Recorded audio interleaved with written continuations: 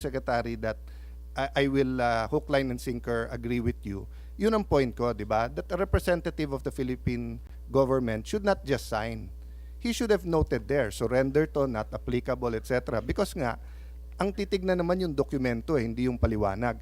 But I have one more question, and ma'am, payagan nyo itulay ko rin to kay General Torre. Sir, pakinggan nyo yung question ko kay Ambassador kasi baka may link to sa isang tanong ko sa inyo. Ambassador, if you go one by one sa questions, it seems to me the ICC wants to make sure na nasunod yung due process at saka human rights ng akusado at ng inaresto. In your view, meron po bang violation ng batas sa pag-arrest or pag-detain ni former President Duterte? Wala po. So wala. Opo. So wala. And you know our law, so walang violation. Opo, opo. Okay. How about you, General Torre? May violation ho ba sa arrest or detention ni former President Duterte? No, sir. No, wala. Categorical wala tayong violate na law. No, sir. Okay. Can I read to you Republic Act 7438, an act defining certain rights of person arrested and detained under custodial investigation, as well as the duties of the arresting, detaining, and investigating officer and providing penalties for violation thereof. Section F, any person arrested or detained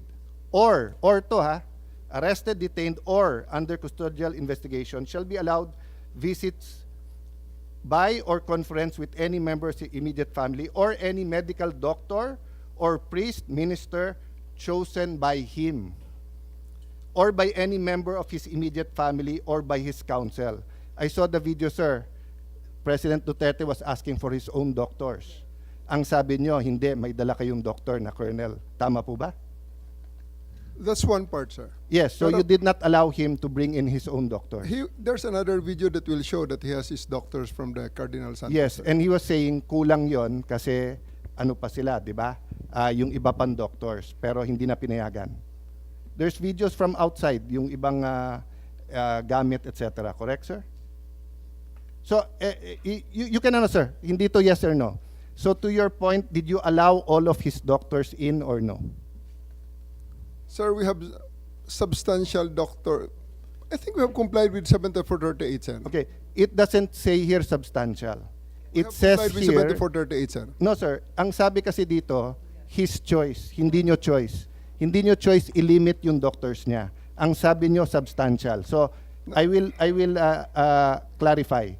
Were there doctors that he requested you did not allow in?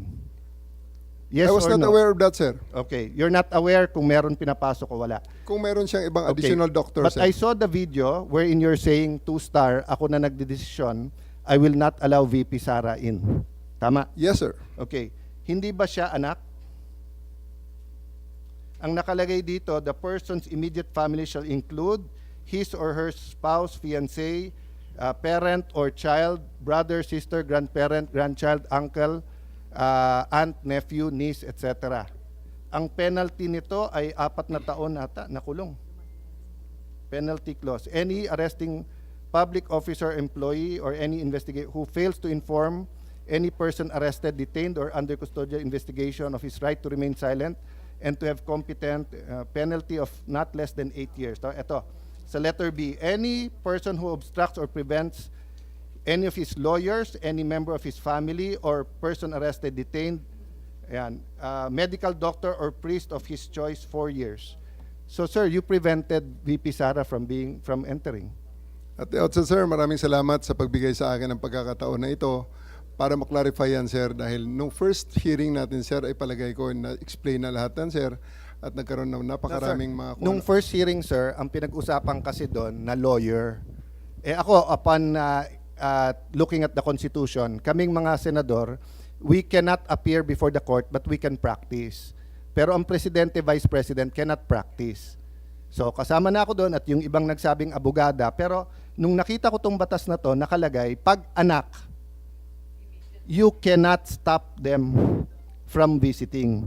And nakita ko yung video, but sabi nyo nga, may kompleto kayong video, that's why I'm asking you, baka naman pinapasok nyo nang hindi ko alam. Sabi mo, 2-star, sir, ako na. Ako nagdesisyon nito, sir. I don't know if you use the word ako mananagot. So, simple lang question ko, did you prevent VP Sara from seeing her father? Yes or no? Can I expound on this, sir, before I answer the yes, Yes, or go no, ahead. sir? Thank you, sir. Kaya ako yung nagpapasalamat, sir, na ma-expound yan, sir. Dahil after the first hearing, medyo marami-rami ang lumabas, sir, ng mga misinformation regarding that matter, sir. Yes, sir, I did I did deny the request of President Duterte for him to allow VP Sara to enter, sir. Kasi nga naman, sir, mag-aalas 10 na yun, sir. And that is already around 12 hours after we first got him into custody.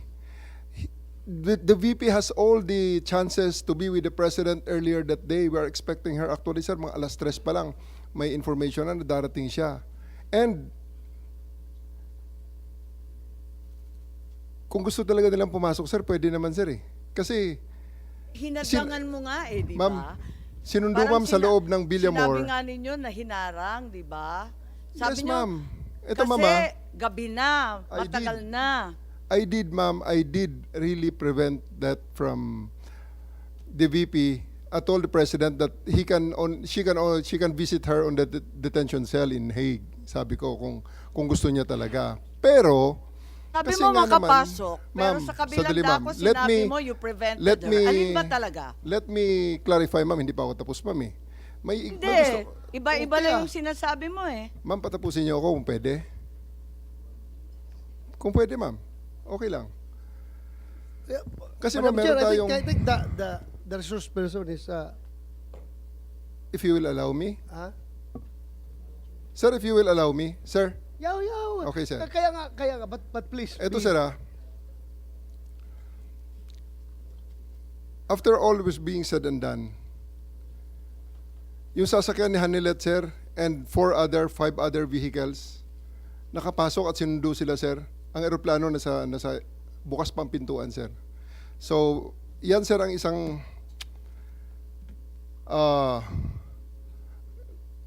tumayong balahibo ko nun, sir, noong panahon na nakita ko, naku, andyan yata si VP Sara, andyan si Bongo nakapasok na. Kasi sinusundo na, sir, si Hanilet at saka si Kitty, sir, ng kanilang mga sasakyan, together with the other entourage. Bakit nila sumabay dun, sir, sa tarmac? Bukas pa naman, sir, ang pintuan.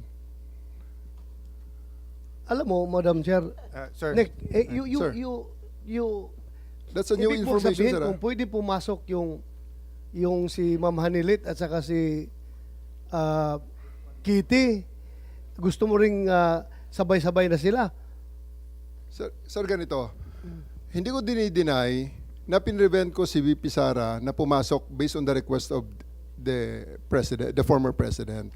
Okay, The reason for that, you prevented VP Sara from entering. yes, ma'am. Okay. Because the reason for that is that 12 hours na ang nakalipas at tapos na ang lahat ng mga delaying tactics. Nick, I cannot allow that. Madam Otherwise, Chair, Nick, magiging magulo pa ang situation, Nag-expire sir. pala yung karapatan ng akusado. may expiration date pala yung karapatan ng anak na bumisita sa kanyang tatay. Sir, we do believe,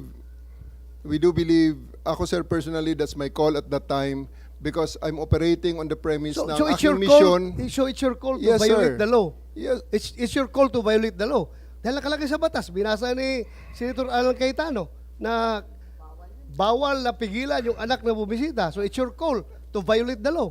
hindi sa ganong context, sir. Oo. Anong konteksto? Anong Kasasabi konteksto mo mo? lang, talagang hinadlangan mo yung pagpasok eh. Mr. President, I won't belabor the point kasi sinagot nyo naman, sir, yung tanong ko. Kasi nga, going back to Ambassador Lacanilao, that's a violation of the law. If you look at the law, it says arrested, detained, and custodial investigation. Kung arrested lang to, baka may lusot, 12 hours, 6 hours, matagal na. Pero ang nakalagay sa law kasi, you cannot deny pag arrested, detained, and custodial investigation. No if, no buts tong batas na to because nga, in the past, lalo pagka, wala pa namang internet masyado nito eh. 1992, no? Wala pa masyado yung mga, bago pa lang yung mga, cellphone na ba nito or ano? But ang point, sir, there's no exceptions here. So that's a matter of defense kay General Torre. But just to pursue this, yung doctor Suba ni President Duterte certified him fit to travel. di ba sabi niyo, sir, eventually pinapasok niyo rin doktor niya. So nung una, sa video nakita ko, ay hindi pa kasi niyo nasasubmit yung buong video, kaya hindi pa namin nare-review, no? That's why I'm giving you the benefit of the doubt. Kasi I'm not an eyewitness, I didn't see and even if I'm not an eyewitness, I didn't view the video, no? So dun sa nakita ko kasi, you were denying, the president was saying, you have to make sure I'm fit to travel, and then sabi niya, doktor ko, ang sabi niyo, may doktor na dito, it was a police or military colonel. So eventually you let in some of his doctors, correct, sir? Yeah. Did they certify that he was fit to travel? I believe, sir, on that argument, we can already No, take... it's not an argument. I was just Sir, asking. okay, sir. Did Sir- they certify that he was fit to travel, or hindi sila tinanong were they fit to travel? It's not part of the procedure for his private doctors for that to do that, sir. It will be the government doctors who will be No, taking that's not that, sir. true, sir. Ang nakalagay ho dito sa batas, it can be his doctors. Magiging inutil yung batas if you invite your doctors and then they cannot certify. So, ang mangyayari nun, if they certify hindi pwede, sinertify ng government doctor pwede, korte ang magsasabi at kakasuhan yung doktor na nagkakamali. Hindi mo pwede basta't i-replace ng government doctor yung, so like now, no? If anyone here biglang nag-faint at sinabing hindi na siya pwedeng mag-appear dito, we have a Senate doctor. But if it's the doctor of the witness who tells us, we cannot immediately judge on the two. Kasi even dito po sa surrender, may mga tanong about being fit to travel eh. Na ang nakalagay nga and even yung baka mapahamak yung kapitan. Kasi kung titignan niyo po yung yung Yes. pinirmahan ng kapitan, sa pinirmahan niya po may nakalagay doon ha. Saan 'yon? Yes, Senator Cayetano, kung pwede lang Yeah, i-clarify, anyway, ang nangyari, si Kitty, sinabi talaga na hindi pinapasok yung doktor. At sinabi ni Dr. Rosa Alensi na ang dating Pangulo, napakataas na ng kanyang diabetes, umabot ng 328, he needs to be admitted directly to a hospital. Nagkaroon ng diskusyon doon sa Villamor, pinatawag yata nung isang Colonel Dr. Donald Palma, cardiologist, na hindi siya nasa kalagayan na magbiyahe ng mahaba, pero pinirmahan ni Dr. Colonel Jonathan Rico, isa na namang Armed Forces Doctor, Commanding Officer ng Air Force, na pwede siyang bumiyahe. So, ibig sabihin, maliwanag na ang pumirma ng certification of fit to travel ay hindi kanyang doktor na hindi pinapasok, kundi doktor ng AFP. Correct ba ho ang pagkakwento ni Madam Chair. Chairperson? No, Senator Go, just before ito yung dahilan kung ba't ko tinatanong ha.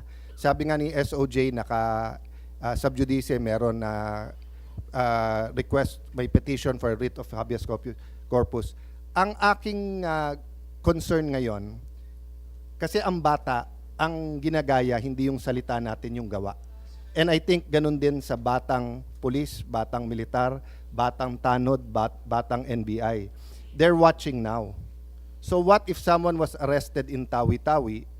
Can he be visited by his family anytime? And can his doctor, they say, hindi mo pwede ilipad ng Manila yan? That's why I'm asking all of this, because according to Ambassador Marcos, Lacanilaw, walang violation. Sabi niyo, walang violation, pero apparent dito. No? So I just want to put that on record. Sana malinaw natin yan. Kasi may police, meron din po kayong, di ba, revised PNP operation procedure. Pati doon, pareho nung batas pero parang hindi nasunod. So I submit to you and to Senator Bongo. Thank you for waiting. Thank you, Senator Cayetano. Ambassador Lacanlilaw, babalikan ko lang yung pinirmahan ninyo. Andito na sinabi ninyo, kahit nagkakadiskusyon na tungkol sa diabetes ni Presidente Duterte at yung kanyang kalagayan, pinirmahan ninyo that you don't know if he's fit to travel or not. Bakit pinagbiyahe yan kung hindi ka sigurado? Ma'am, first of all, kasi hindi po ako nasa medical field, hindi ako ang doktor. Kaya Pero hindi ko- pinirmahan mo rin na hiniling niya na dalhin siya sa ospital kaagad kasi masama na ang pakiramdam. Ma'am, kasi hindi po niya, that time, nag-request ho si former ES Medialdea na i-inform ko paglapag namin sa Hague ang ICC na mabigyan si former president ng medical assistance. Sabi niya, baka hindi ka pakinggan. Sabi ko, kakausapin ko po. Kaya nag-request ako that time, paglapag namin, kinausap ko po So kaagad. hindi totoo na hindi mo alam. Alin Alam po? mo na may problema. Hindi po. Kasi po, yun po yung request. Wala po ko alam kung may yung, kasi hindi naman po ko yung doktor. Hindi ko naman sinasabi na doktor ka, Ah. ambassador ka, sinabi mo kanina. Madam Pero Chair, ang pinirmahan if I mo may- rito, you do not know. Paano you don't know, nagkakagulo na tungkol sa doktor? Hindi po. Yun nga po, nag-request lang po si former ES Medialdea na na ambassador, mag-request tayo sa ICC para mabigyan ng medical assistance si former president. Pero hindi po namin pinag-usapan kung ano po yung kalagayan na mataas po ang kanyang sugar o mataas ang kanyang... Hindi, humihingi na nga na direktang dalhin sa ospital. Tanungin natin si Senator Bongo. Kanina pa nagtataas ng kamay, sorry. Ako nagtatanong, ako po magtatanong. To Ambassador Marcos Lacanilaw, totoo ba na pagdating doon sa The Hague, sinakay siya sa stretcher, siya na lang mag-isa? Yes or no? Opo. Hindi niyo na sinamahan? Hindi po kami inalaw ho ng ICC. Paano yung mga medisina niya? Yun pong kanyang personal nurse together with the PNP doctor, nakipag-coordinate ho sa doktor ng Hindi sila ICC and pinababa? binigay ho yung... Yes or no? Ano po yon? Hindi sila pinababa? Hindi po. Wala siyang kasama binaba? Wala po, siya lang po. Siya lang mag-isa? Opo. Alam nyo ba, marami siyang medisina, 27 yan, araw-araw. Kung ano yung pinainom sa kanya, hanggang ngayon po, hindi pa rin pinapainom sa kanya, kahit pinagdalawang beses na pinadalahan siya mula sa Pilipinas, hindi pinapapasok. Dahil gusto nila sila ang maggamot. Paano na lang po kung hindi hiyang o hindi naayon sa kanyang karamdaman. Yung nasa Villamor pa lang po, si dating Pangulong Duterte, mataas yung blood sugar niya. And he is due for check-up po, March 12. Andiyan dyan po yung nurse niya. Monthly po yan. December, January, February, March. Buwan-buwan po yung kanyang medical procedure. 80 years old na po yan. Buwan-buwan, ako mismo sinasamahan ko. Pati yung gamot niya, buwan-buwan, ako rin po nagpapadala. May karamdaman na po si Tatay Digong. Alam niyo po, ganitong totoong kwento. Para alam niyo lang po yung totoo. Nung dumating si dating Pangulong Duterte, andyan dyan po yung doktor niya. Harap ko po si Chief PNP Marbil. Tinanong ko po, Sir, saan niyo ba dadalhin? Kasi dito yung mga doktor. Sabi niyo, dadalhin po sa kampo sa 250. Kaya tinanong ko po yung spokesperson na hindi nagsasabi ng totoo. Tinanong ko saan dadalhin. Hindi niya ako sinagot, tinilikuran niya ako. Sumunod po kami. Nung sumunod kami, hindi na po ako pinapasok. That was 10 o'clock. 2 o'clock, 3 o'clock. Meron pong sumundo sa amin. Sumakay ako sa sasakyan ni Ma'am Hanilet. Pagbaba sa gate, binababa po ako. That was 3 o'clock pa lang po. Binababa po ako. Hindi po ako pinapasok. Respeto lang naman ang hinihingi ko. Just for the record. Sino ho bang pumigil nito?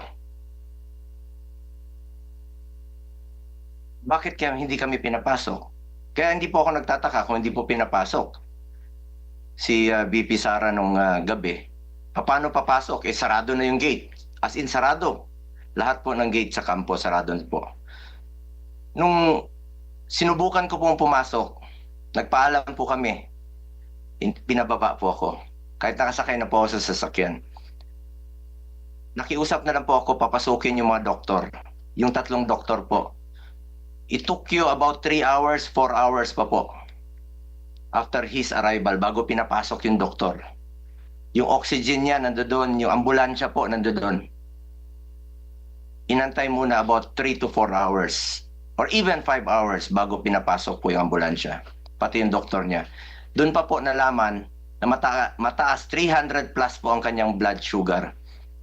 With that findings, kung talagang chinek up ng doktor ninyo ng maayos, he is not fit to fly. He is not fit to fly.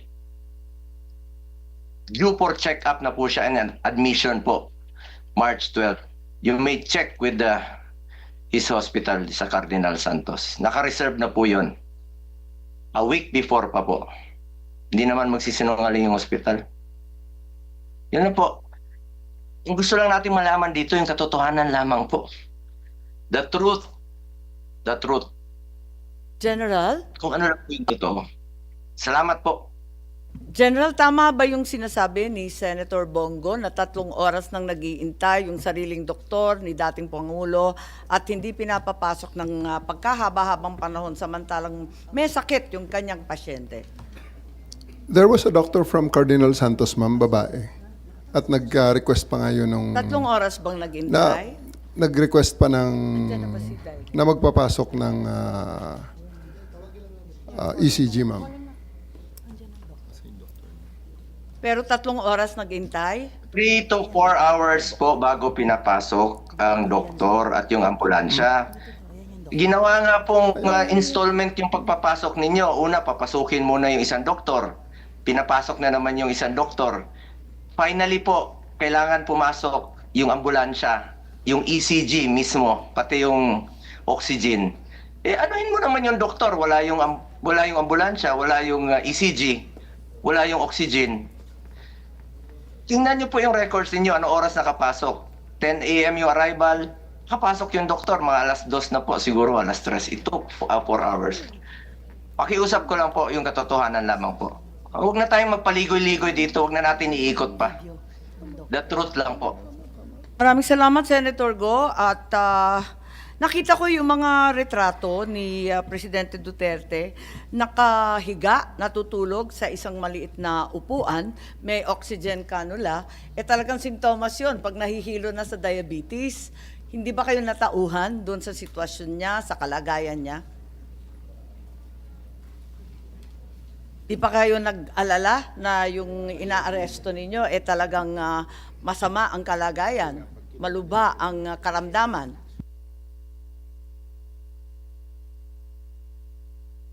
Yes, General Torre. Nakita mo naman siguro, nakita ko lang sa picture, di mas lalo mong nakita.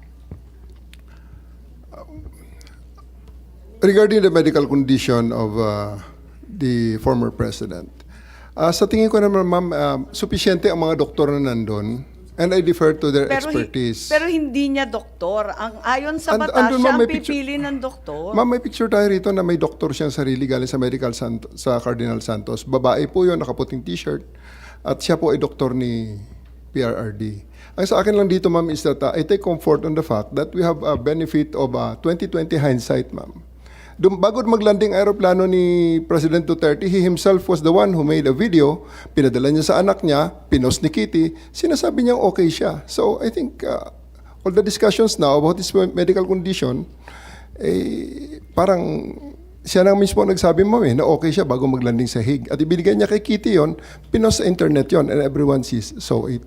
Thank you, ma'am. Madam Chair, I understand what you're saying, General Torre. Ang problema nga, kung ako ay pulis sa Batanes, sa kahit saan, sa sulok ng Taguig, sa sulok ng Pangasinan, sa sulok ng ang laki-laki ng Davao, Cebu City, tapos sinabing kailangan ko doktor ko. And then sabihin isa lang sufficiente or sa militar sufficiente.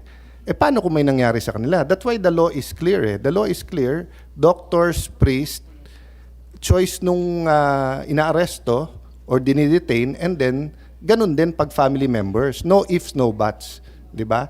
So, I have seen Supreme Court cases where they said that this is not to be a precedent, that this is a special case. Di ba? We've seen Supreme Court cases. So, if you say this is a special case, given the circumstance, I will not say you're right, but I will not argue with you. But if you tell me, sir, okay naman siya, o tignan mo.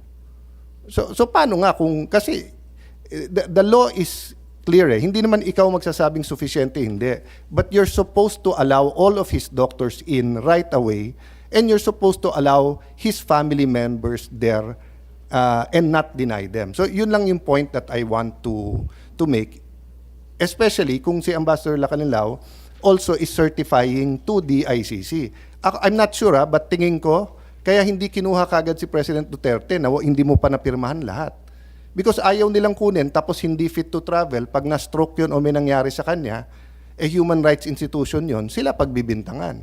Kaya ka pinapirma muna na at hindi kukunin hanggang hindi ka pumirma para yung responsibility na sa atin. Diba? So that's what I'm saying, General Torre, that what I'm discussing with you now is beyond what happened here. It's the revised rules of PNP operational procedure vis-a-vis the Republic Act 7438. Sa 7438, there's no exception eh. Hindi sinabi dito na pag ganitong oras, hindi na pwede yung anak. Pagka ganito, yung doktor, pipila ka sa labas, hindi ganitong oras. Di ba? So anyway, I think we both made our points naman unless you want to add on that. No? Yes, if it's all right, I think Attorney Martin Delgra is now online.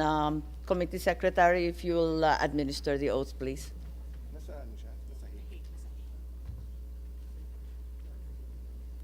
Nasaan si Attorney Delgra? I'm here, Madam Chair. Yes, where are you I'm physically present, located? Via Zoom. Nasa I'm Hague pa actually at po The Hague, kayo? the Netherlands. Mukhang malamig ang damit nyo eh. Opo.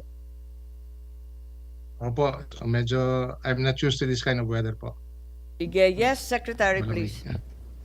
Attorney Delgra, kindly raise your right hand, please. Do you swear to tell the truth and nothing but the truth in the Senate investigation? Yes, I do. Thank you, sir. Madam Chair. Yes, thank you very much, Attorney Delgra. You said you had some questions for Ambassador Lacanilao. Please proceed. If I may, Madam Chair, just a very short opening statement, because I have been listening to the proceedings earlier, especially on what Ambassador Lacanilao said, as well as General Torres' statement made earlier. But before that, if I may make a very short opening statement, if I may be allowed. Yes, please go ahead. Thank you. I thank the Senate committee for inviting me in today's hearing. At the outset, it is our humble submission that the Senate committee and eventually Congress to craft meaningful legislation, among others, on making persons liable who bring, cause to bring, or forced to bring Filipinos out of the country without legal or proper travel documents.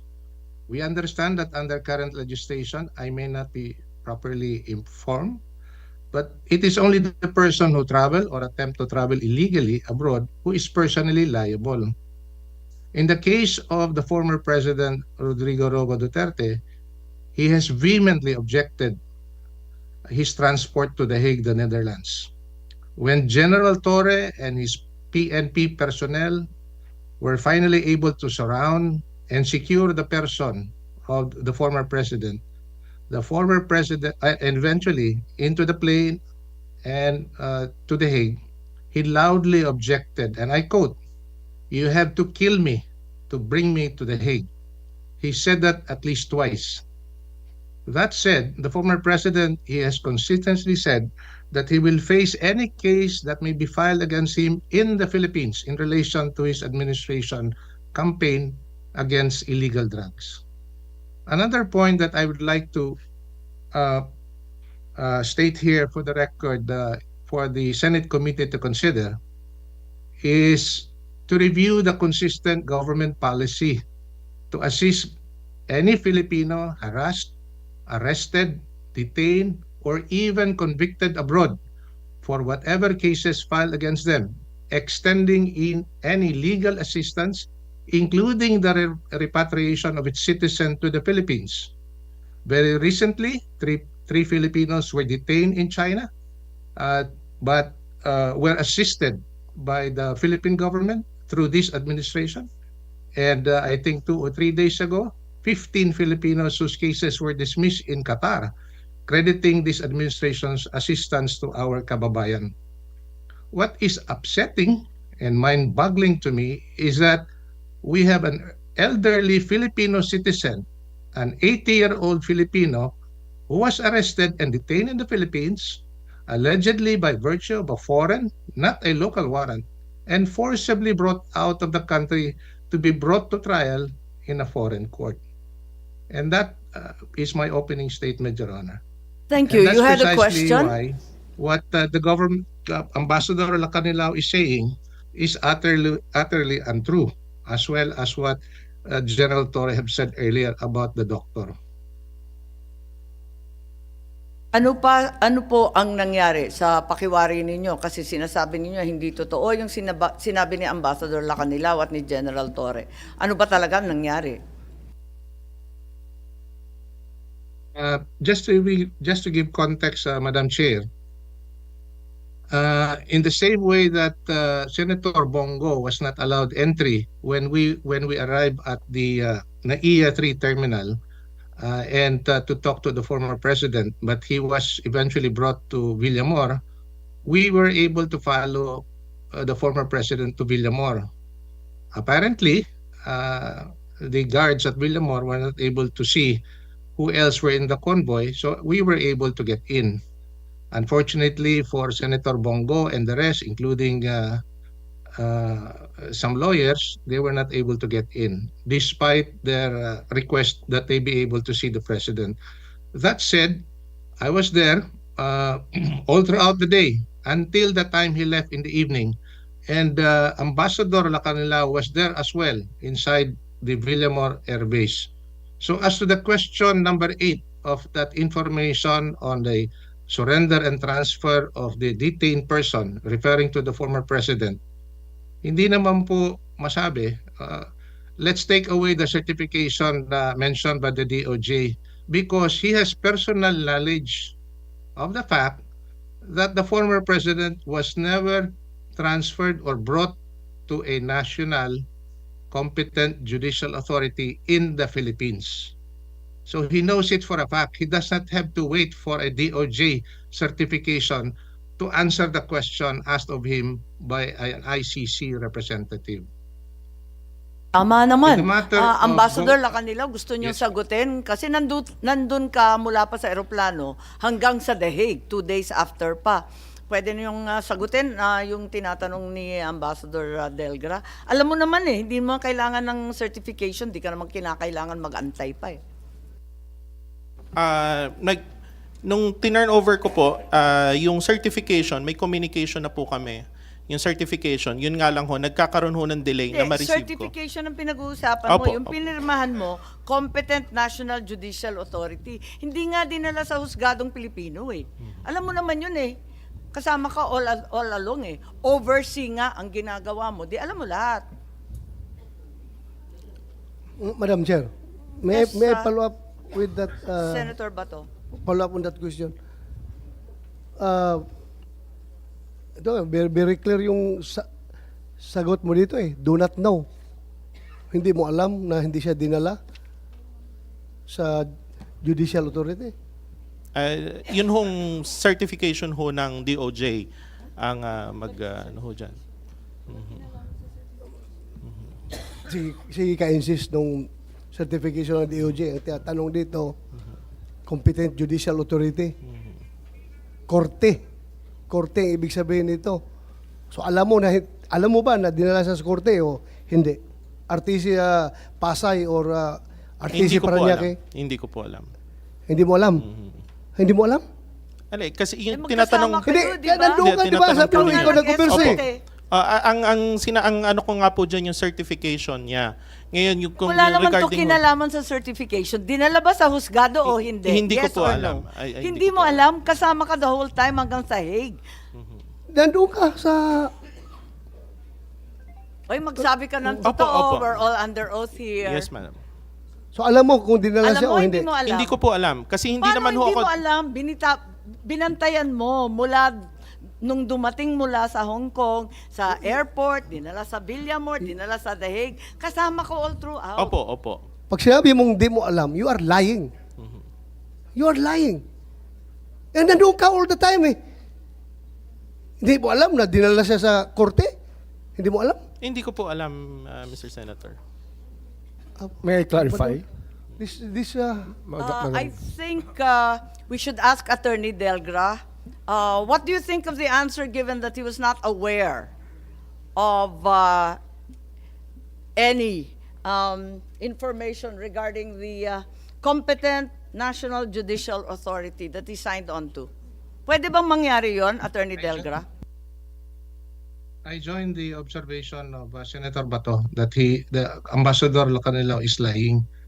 Kasi all he needs to know is whether the former president was brought out of Villamor and brought to a local court. We don't have to skirt and hide behind a DOJ certification to attest to the fact as to whether he was brought to a local court or not. He was there all throughout, as he has in fact admitted. So all he has to do is hindi po inilabas yung former president to be brought to a local court. I think that would have been sufficient for him to say. But he keeps on saying that he does not know. Kasi ang That's the tamang problem. sagot, no. Hindi po ba? Ang tamang sagot, no. At alam niyang no. Kailanman hindi dinala sa husgado. Tama po ba? I agree with that, Madam Chair, that the proper answer to this question would have been no. Thank you, Attorney Delgra. Ambassador Lacanilao? Yes, ma'am. Still, ma'am, yung nasabi ko po. You still didn't know, in spite of overseeing the entire operation for both the Interpol and the entire government of the Philippine Republic. Tama? Yes, Madam Chair. Hindi mo pa rin alam. Yes, Madam. Madam Chair, last chance mo, Ambassador Lacanilao. We are giving you the chance to say the truth. Opo. Hindi Nagsasabi mo po alam? ako ng totoo. Hindi, opo. Hindi mo alam na hindi siya dinala. Opo. Nasaan Ikaw ka nag-oversee sa doon? airport? Saan ka doon sa airport? Nandun ka sa picture? Dun ho sa tube. Oh. Tapos Oh, dun so sa tube ka lounge. pa? Sa tube. Sumalubong Wala ka sa doon sa tube. aeroplano, sa tube. Hanggang dinala siya sa Villamor, kasama ka. Sa 250? Oh, Sa 250, umalis ho ako eh. saan ka pumunta? Dun ho sa likod. Kasi meron hong waiting area dun Sa sa likod. likod eh. lang. Sa likod pero lang, hindi ka pero- umalis. So Tapos- hindi na ho ako nag-intervene after nun eh. Hindi mo alam na hindi siya dinala. Hindi po. Madam Chair, I think this resource person is lying. Yes, that seems clear. Secretary Remulla, you wanted to add to the false testimony Ma'am, again, here? the form that was made to, that he was made to answer is an extradition form. That's why the requirements that it's asking for are questions about extradition. But this is a surrender. It's a very Yes. different process that happened. Yes, we've heard that argument before. Thank you, Secretary. Aside from that form, kinonfirm niya ngayon, ilang beses niya sinasabi na hindi daw talaga niya alam na dinala sa korte o hindi. And Madam Chair. I don't think they would have accepted him in the ICC if there was no certification from the DOJ at that time, because the certification was acceptable to the ICC because the DOJ is deemed a competent judicial authority by the ICC. We're not claiming to be, Since but when under the did system, the DOJ become a judicial No, authority? under the system of the ICC. Justice Ascuna, As I Justice think I'll Ascuna need your said, help here. the Mukha namang, Prosecutor General- inaako na ng executive ang judicial power. The prosecutor, Parang malabo na to. Ma'am, the prosecutor in the ICC setup is part of the court. And that's why they're considered competent judicial authority, if I can understand it Pero kung properly. maaalala natin, I think we can ang- ask Justice Ascuna. ang saligang batas na sinumpaan natin, wala namang ganun. Yes, Ang ma'am. court, maliwanag yung It's the Supreme understanding of Court. the ICC I'm explaining, ma'am. Ay, nakakatuwa naman to. Saan tayo mauuwi ng ganito? Ngayon, ang DOJ na ang korte. Ganon. No, ma'am, no. It's just the understanding of the ICC. that Please make prosecu- up your mind. Sabi mo, you have judicial power. No, we And don't you're have the judicial power. competent Don't put national judicial here we don't authority. put words into action that were not really said. What we're saying is that I is the think understanding the of the same statement ICC. was made by your ASEC or USEC Clavano. Yes, that is the understanding that the ICC has of the function of a prosecutor because under their system, a prosecutor is part of the court and thus competent judicial authority. That is the ICC's way And the same of treating prosecutor was in a fact prosecutor. Filipino? Well, Sabi to their national. understanding, it's competent judicial Yung authority ICC under the ICC. prosecutor na Pakistani English naging Pinoy? Well, Sure ka? ma'am, they have a different way of looking at judicial authority in the ICC. That's why Looking, the form. isang tingin lang makikita mo, hindi naman Pilipino yung prosecutor nila, pambira naman.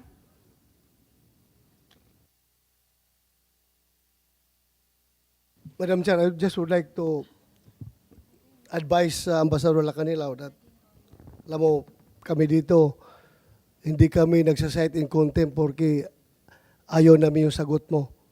Hindi po namin ugali yan dito. Kaya huwag kang maglala, hindi kita cite in contempt. Hindi ako magmumosyon. Hindi ako magmumosyon na cite in contempt ka. Fair kami dito lumaban. Fair ang labanan dito. At hindi po kami mag-abuso sa aming power. Huwag kang maglala. Gusto ko lang. Kaya pinaulit-ulit ko. Kasi gusto ko lang talaga na magsabi ka ng totoo. Pero kung yun ang totoo as far as you are concerned, then okay lang sa akin yun. Sige lang. But hindi po kami abusado dito ha, na ikakontempt ka kahit porque hindi ko gusto yung sagot mo. Thank you, Madam Chair. Maraming